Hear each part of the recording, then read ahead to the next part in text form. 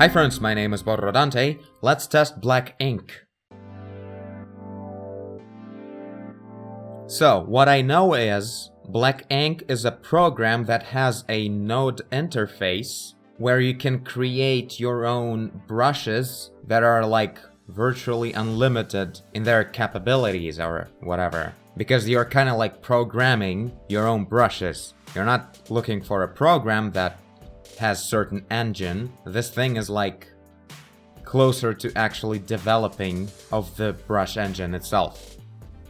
Kind of. I can't tell more because I couldn't look through the program myself because this thing has a timer for a trial. So I have 117 minutes left and that's it. So let's try and use that time wisely. Okay, so we have a canvas. I don't know, let's, whoa.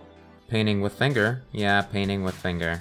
Wow, such a pretty interface. It's like all written from scratch. I'm like really confused. This doesn't look like a normal art program at all, so I don't know what's up. Okay, I know there's somewhere like a node editor where the whole fun is happening, so let's see. I know I should have probably looked up some tutorials, but you know me. This is not a review. This is let's play, so let's play. Color shifting enabled. Okay, you probably shouldn't be black for that. Okay, these are like tiny little things. This is not what the whole thing is about, I suppose. What is going on? Like, there's some cool, sweetest animation happening. Color. There you are. What is that? Why is it so awesomely moving? Is this like swatches? Yeah, I suppose. So, about that color shifting. So it's just shifting the whole color of the whole brush at all times.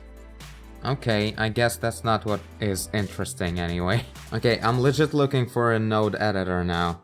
Brush manager. CMLU hotkeys. So these are important, I suppose. Display user interface. Oh, was that a tab? No, it's not. Interface hides with not a tab. This is unique. Controller editor. Oh yeah, this looks like a thing. Yeah, these are the nodes right here. Not connected or anything. So, pressure, ease power, ease cubic. Okay, so pressure. Wow. Everything is so pretty. Pressure is controlled by pressure. No, it's just the control of my pen. That's what I can do with my pen. And I can connect this input to some kind of feature of the brush to create some kind of effect from the pressure of the pen. Okay, color. So you are here inside of the color parameter of the brush. So the fact that you're here means you're already changing the color of the brush by pressure. It has stabilization too, by the way. Where is that? Opacity. So many controls. Oh, so this is how they're connecting to each other. Usually nodes have like, you know, a line with an arrow, which is connecting one to another. But these are just stacking together like bricks. Okay, so we have add. So we are adding this whole thing to this. Pressure, ease, power. Added to speed, length. Jesus Christ. Multiplying with nothing or with just a number, I suppose. 33.85. So it's like math kind of thing. And you're connecting it all and it turns into basically a piece of code. Ah, wow, these, I love that everything is so smoothly moving everywhere. Feels like I'm on my phone. Okay, I lost the ability to paint now. What did I do? I guess these things were actually connected somehow and I messed it up. So now I'm controlling the size by pressure. What are you though? You don't really do much. What if I do this? I don't know what ease power is, but whenever I connect pressure, now it actually works every time, so I guess this doesn't really matter. Restore default controller for this parameter. Do that. So this is what it used to be. Ease power into is cubic. So we have this power, which means how strongly it will be fighting my pressure before increasing the size. Okay, so hue. Let's try and change color of the brush by pressure of the pen. Global parameters. Nope. Stroke parameters. Pressure. Hello. Is this enough? Just that you hear? Nope, not enough.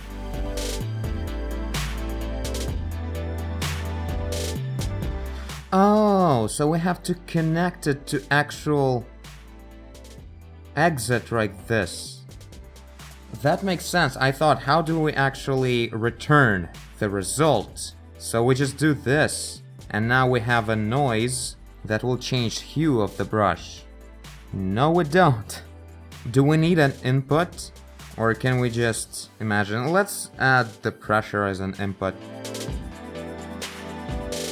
I think it's a very small amount, where noise is probably from 0 to 1, and from 0 to 1 hue is basically the same color, I guess. So let's try and add, let's multiply it by 100 or something. I wonder, like, we have a multiply command here, so we get this thing multiplied by, and now we need kind of like a node that would have a variable inside of it, or a constant number. Like, we need a node for that as well, but I don't know how it would be called, like integer or something. Ooh, time is a thing too, of course. Cool, these are really cool. This is what will make all the magic happen by the control of the pen.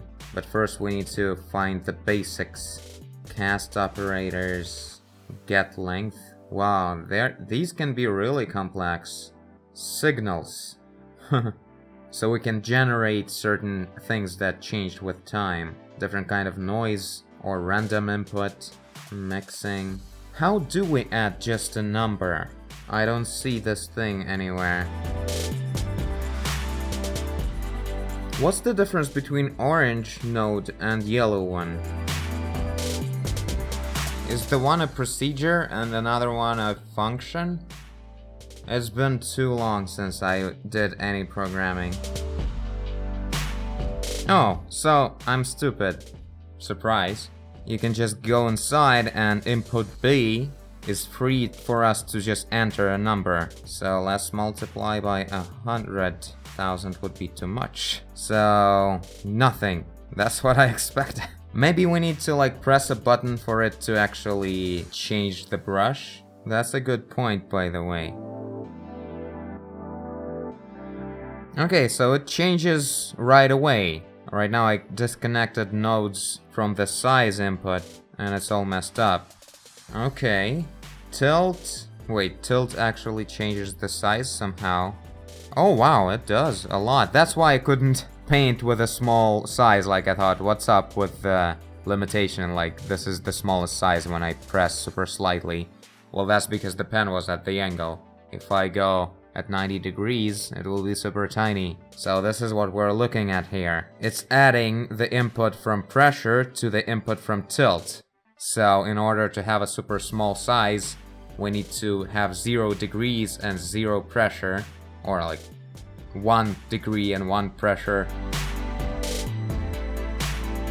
I feel so stupid, yet so interested. I want to make this work.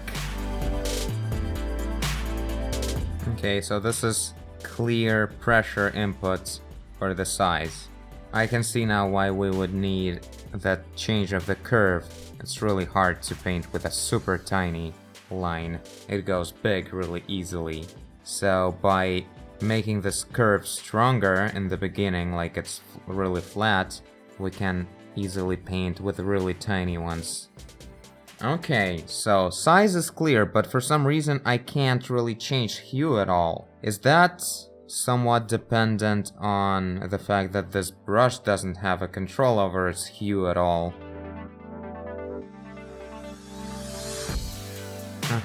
So these seem to be... Whoa.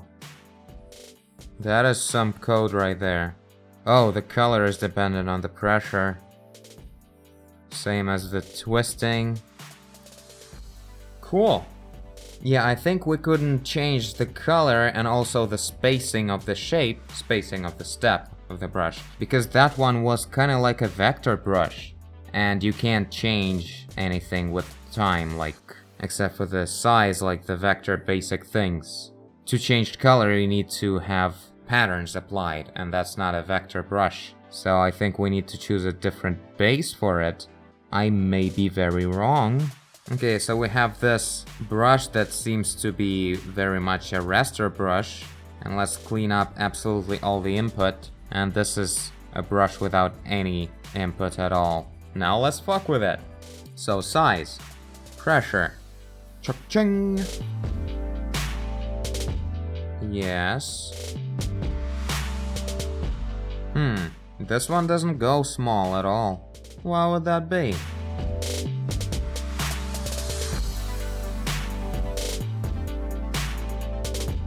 Okay, so I couldn't make the pressure go smaller than this, considering everything else is turned off, except for size. So I decided to play with the color a bit. And here we have, I just connected pressure to color, and we go from black to white. This gradient we have, and this is where we are working with it. So it's always a black and white color, so if we have this input here, we're always painting with black and white. How do I turn off this crap? Oh, there we go. So this is just a color. Anyway, I added tilt. It seems to be working just right. No, not really. Oh right, not tilt. We need tilt angle or something. That's a different thing. Because tilt is just difference from this to this. And we need this. This is a different variable. Azimuth. This kind of stuff. Is it that? Let's see. Okay. It's twisting a lot more than it should. There's 3 azimuths here.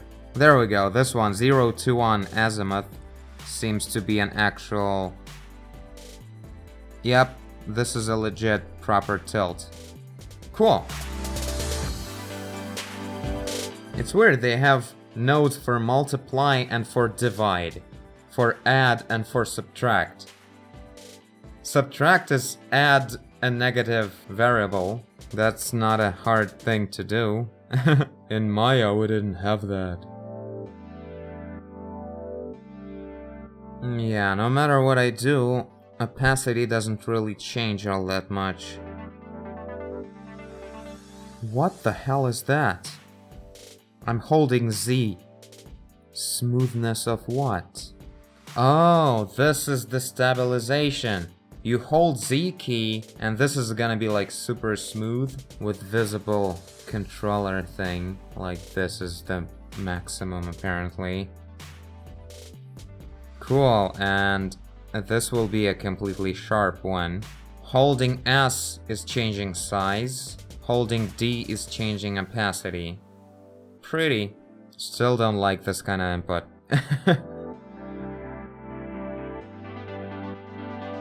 Oh, the limit of the size is defined in here. There's like a cool area you can define, like the minimum size to the maximum size.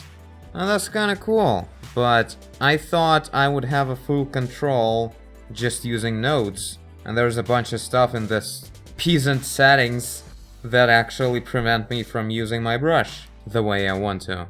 And opacity as well, it was crazily small radius. So yeah, now everything works. I spent so many of our precious time figuring out why can't I use the full range of everything.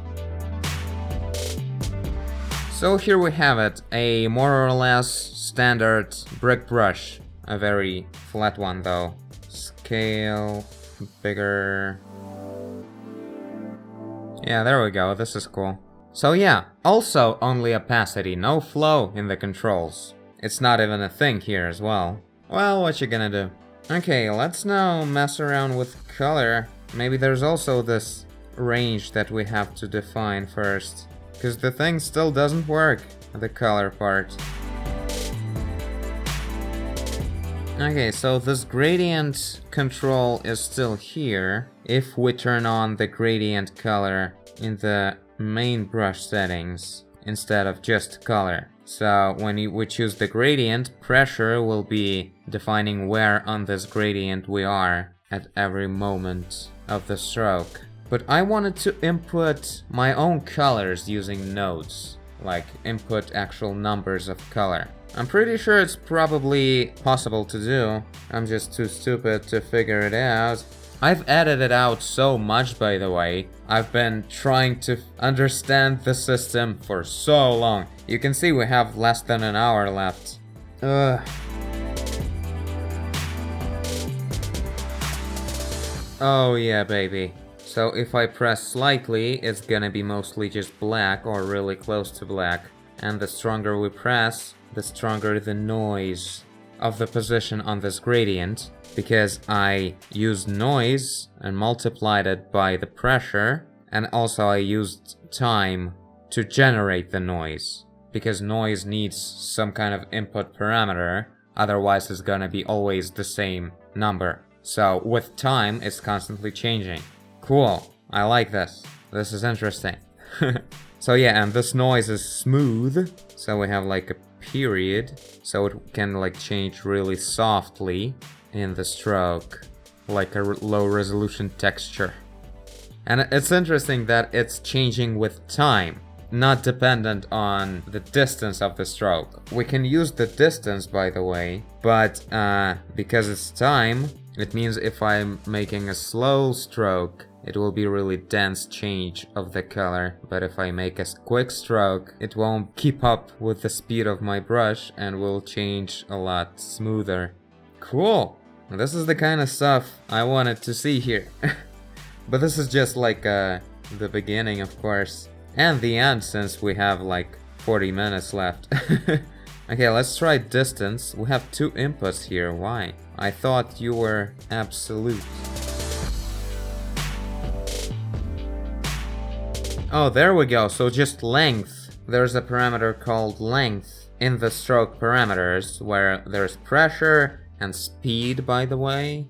There's length and tilt and everything. So it tells us what's the length of the stroke so far. So in this case, no matter how fast or slow I'll be moving my brush, the noise will be always even. Cool. So hue, saturation and value. 3 components of color, but they don't seem to change anything. Do we have to kind of turn off the color at all in here? I don't think we can do that. Okay, so there's that. Well, I don't know. I've been playing with all this thing for a while now. Seems really cool. Let's go through some preset brushes just to see what we can actually do if we know what we're doing. So this is some fluffy thing. Oh, this is actually a very flat round brush that is rotating like crazy. Okay, cool. What's up with you? Oh, this looks oddly satisfying, although what the hell is it? Okay, so far nothing supernatural. We could actually write this kind of stuff, I suppose. The only thing is scattering. I couldn't figure it out, and it's kind of complex. It requires this yellow node to be as an input, and that means, as I understand, yellow stuff is working with vector something. And you have to like use these kind of nodes to translate raster parameters into vector to use that. So there's that. So this is like flies or something. It randomly changes its size. Like, I'm not changing the pressure right now, it's just doing that. Oh boy. Oh yeah, there's brushes that create like a lasso effect. This is purely vector. The stroke starts to lag a lot as I go on without releasing the pen. because it's all like collecting vertices and all this geometry is still refreshing, 30 frames per second or something. Because at any time if I overlap it again, it has to invert itself, so it's all live until I release the pen. And the old ones, they don't invert. Pond, plant. Wow, this is kind of nervous weird. And smoothing out itself. Cool. Okay, so this is mostly a vector kind of brush thing. As you can see, there's only one type of opacity, but that's expectable. A lot of vector effects, like shape kind of stuff. But obviously there's no blending of any sort, because that's a purely raster kind of effect, and I don't see it taking place anywhere, in any preset brush even. I don't think it's a thing here. So in that case, I don't really know, like it's not exactly for painting, more like for kind of vector illustration, something sharp and clean. Brush shapes are only these, I suppose. No textures to apply to a brush. So really not using any textures, any alphas, and no blending or smearing. So no fancy, realistic kind of effects you can use with all these nodes and stuff. Well, okay, I mean, it's fun as it is, but, you know, I was thinking maybe to buy it if it's awesome, because having a freedom to create any kind of brush you want is really awesome for me. I love that. But really, this is very limited. Like, I can't create almost a single brush that I would actually use for a painting. So this is not for that. Like, it's really fun to play with it. But yeah, 2 hours was just about enough. I may be wrong, I don't know. Like, I haven't really Googled it or anything. I saw the trailer to this program. It was cool, but yeah, all the brushes were kind of vector. So there's that.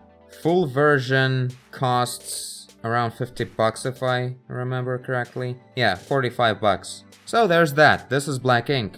I like it, it's really interesting, but for what I do, I can't really find application for this program. Tell me if I missed something, if you're into this program. Some of you friends recommended me to check this out more than once, so... Okay, so this is it for this fun. And I thank you for watching. If you did, I guess you did. If you're here, leave a like and subscribe. Tell a friend. Apply the pressure. Do whatever you want. And I will see you in the next one. Bye.